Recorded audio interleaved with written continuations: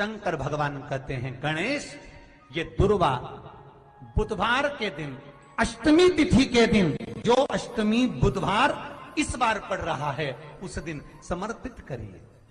अनलासुर को गणेश जी निगल गए, उधर में जलने लगा, उधर जल रहा है, तपन हो रही है। भगवान गणेश दौड़ कर आए भगवान शिव के पास। शंकर भगवान ने कश्यप ऋषि को देखा, कश्यप ऋषि गए और दुर्वा तोड़ कर लिया। दुर्वा लाकर गणेश जी को दी, गणेश जी ने दुर्वा चबाना चालू करी। अंदर जो अनलासुर था, भगवान शंकर की प्रसादी पाकर अनलासुर तृप्त हो गया, भगवान के पेट की जलन समाप्त हो गई। गणेश जी महाराज ने कश्यप ऋषि से कहा, सुनो कश्यप बाबा, आपने मुझे दुर्वा समर्पित करी है, ये दुर्वा जो मुझे देगा वो वैभव प्राप्त करेगा, जो दुर्वा मुझे समर्पित करेगा उसके जीवन में रोग दूर हटेगा। शंकर भगवान कहते हैं गणेश, ये दुर्वा बुधवार के दिन अष्टमी तिथि के दिन, जो अष्टमी बुधवार इस बार पड़ रहा है, उस दिन समर्पित करिए। इस दुर्वा का अलग अलग महत्व है।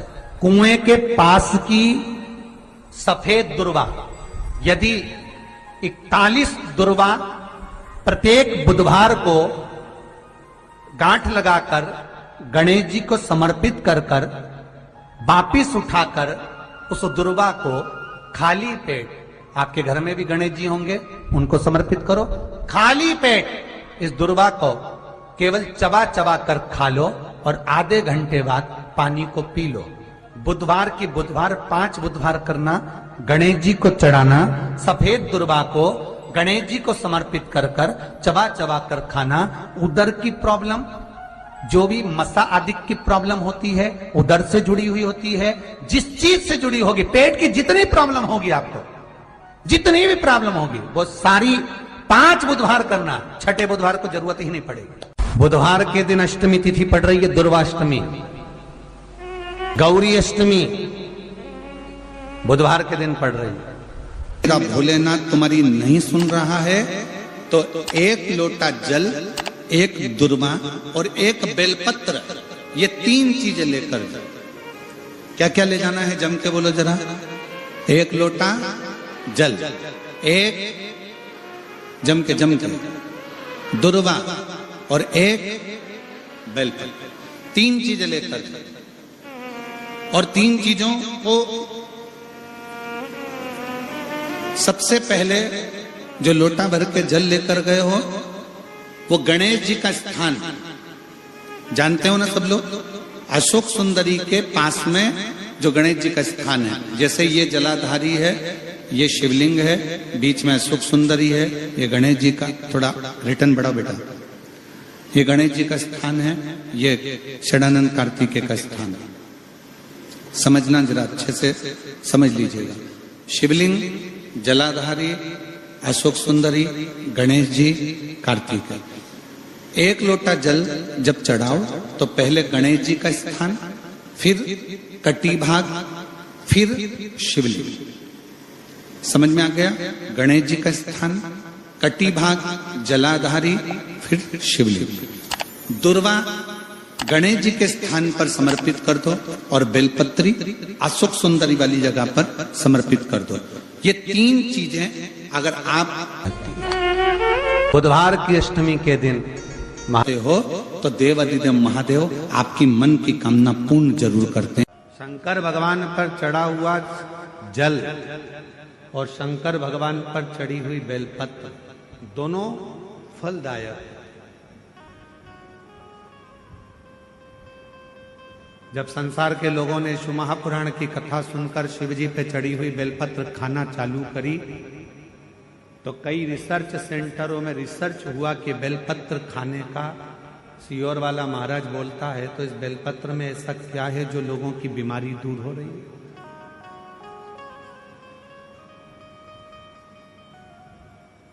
इस बेलपत्र में ऐसा क्या है कि लोगों की शुगर ठीक हो रही है, हार्ट के मरीजों का हार्ट ठीक हो रहा है।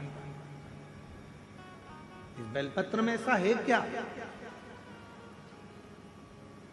जब शिव महापुराण की कथा लोगों ने सुनना चालू करा और शंकर भगवान पे चढ़ा हुआ जल और बेलपत्र खाना चालू करा, तो संपूर्ण रिसर्च सेंटरों में बड़े बड़े रिसर्च सेंटरों में रिसर्च प्रारंभ हुआ कि बेलपत्र में ऐसा होता क्या। महाराज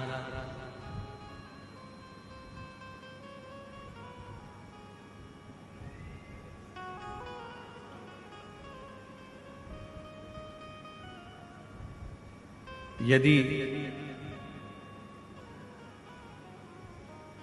प्रतिदिन एक पत्र है, अच्छा है,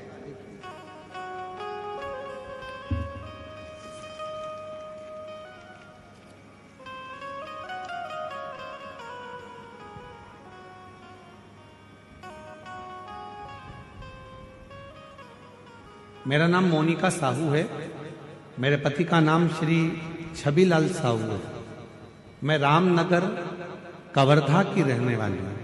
कहीं बैठी हो कहा दिला सकते हैं।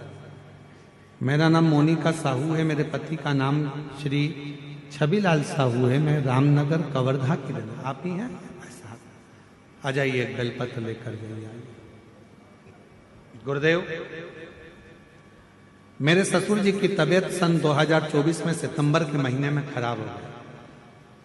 उनका लीवर पूरी तरह से खराब हो गया, डैमेज हो गया।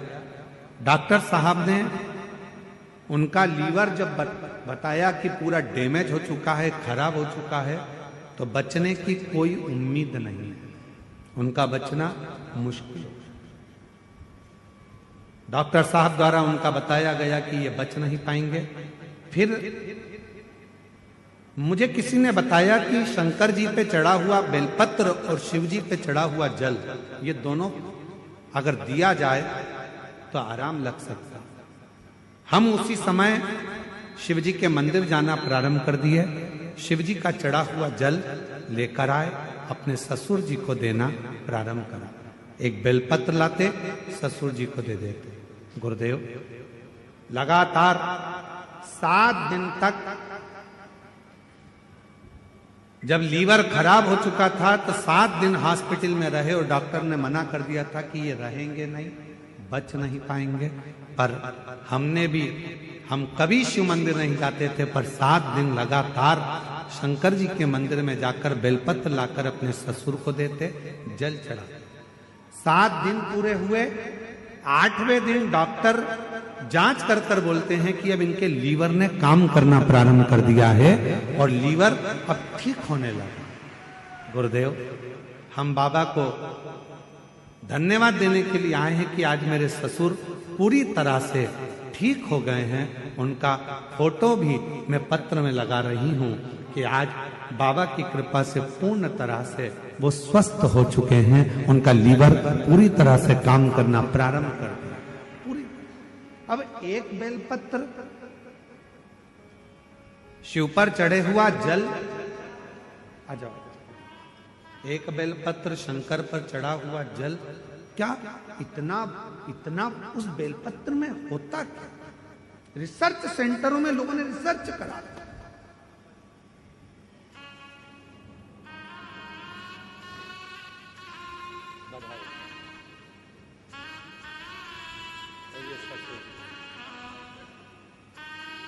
आप ठीक है? रोते नहीं? अब आंसू पोछो पहले, आंसू पोछ पहले। रोते नहीं, खुश हो। आंसू पोछो पहले। अब फिट हो गया ना? आंसू पोछ के जाओ, आंसू पोछ के जाओ, खुश होकर। डॉक्टर ने बोल दिया था ये बचेंगे नहीं, पर बचना मुश्किल था। एक बेलपत्र में वो क्या फल है?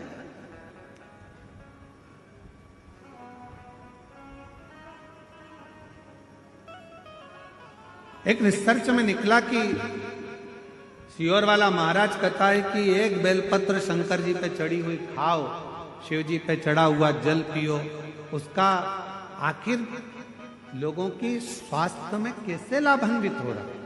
तब निकला एक एंटी ऑक्सीडेंट उस बेलपत्र के अंतर्गत होता है जो बीमारी को दूर भगा देता, रोग दूर भगा देता। हम तो यहां तक कहेंगे, अगर कोई व्यक्ति को पेट की प्रॉब्लम हो, डॉक्टर को दिखा रहे हो, एसिडिटी से जुड़ी हुई प्रॉब्लम हो, कब्ज की हो, या कोई पेट से जुड़ा हुआ कोई भी प्रॉब्लम हो, बेलपत्र में भरपूर मात्रा में फाइबर होता है। बेलपत्र में भरपूर मात्रा में फाइबर होता है।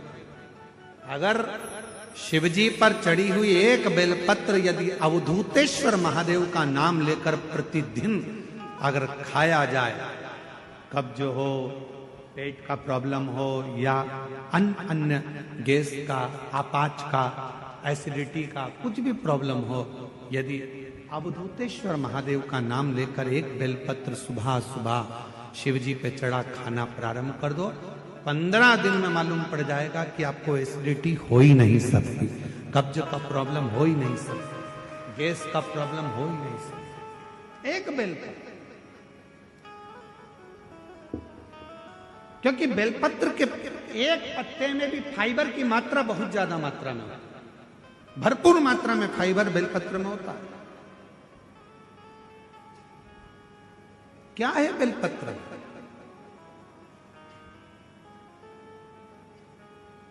सारी समस्या का हल शिवजी के एक लोटा जल में क्या है?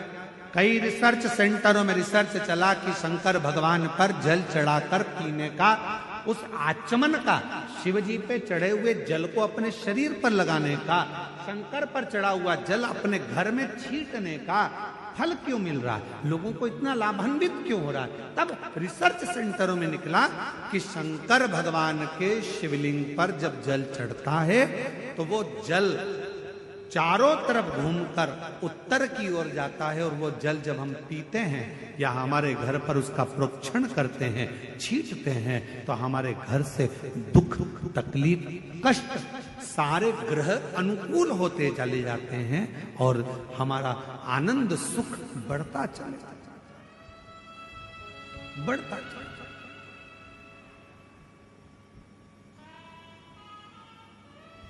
महाराज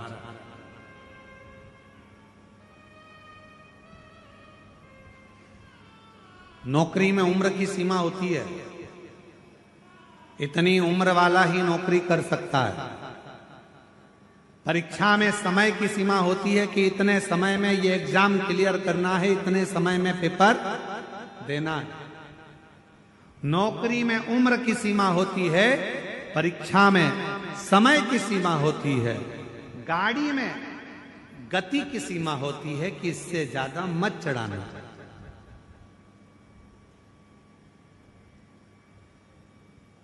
ज्यादा तेज चलाओगे तो ऊपर निकल जाओगे। इसलिए नौकरी में उम्र की सीमा है, महाराज परीक्षा में समय की सीमा है, गाड़ी में गति की सीमा है, पर मेरे शंकर भगवान की अविरल भक्ति की कोई सीमा नहीं है, शिव की करुणा की कोई सीमा नहीं है, शिव की दया की कोई सीमा।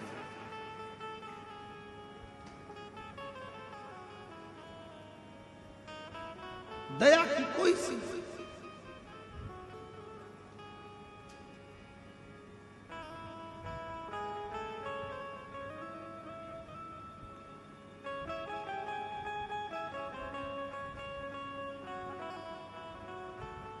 देवराज ब्राह्मण के ऊपर भी मेरे शिव ने कृपा की।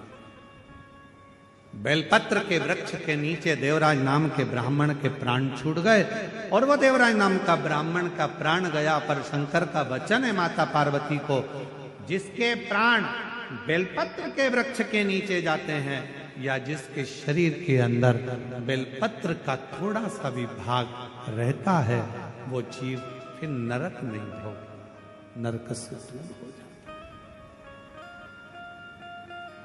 नरक से ऐसी कोई भूमि नहीं, ऐसा कोई स्थान नहीं, ऐसा कोई क्षेत्र नहीं जहां शिव ना हो, जहां शंकर ना हो।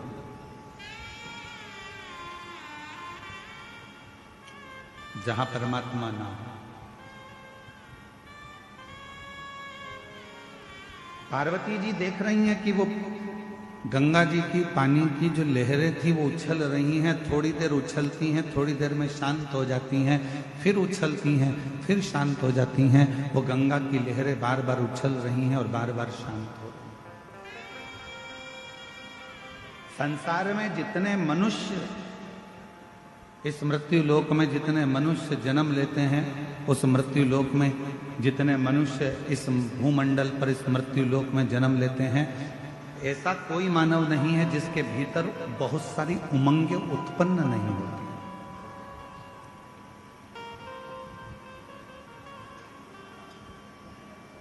ऐसा कोई नहीं है जिसके भीतर बहुत सारी उमंगें उत्पन्न नहीं हो रही हो, बहुत सारी तरंगें उत्पन्न नहीं हो रही हो, बहुत सारी उमंगें उसके अंतर्गत नहीं आ रही, पर कुछ देर वो उमंग उछलती है, फिर शांत होती है।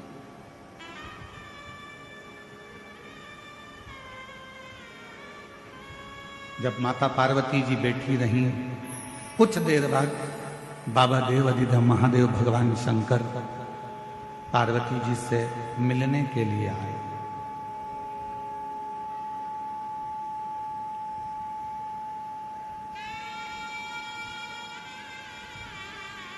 भगवान शिव पार्वती जी से मिलने के लिए शंकर भगवान भी बैठ गए गंगा जी के घाट पर। पार्वती जी ने शिव जी को नमन किया, पूछा इस संसार में जितने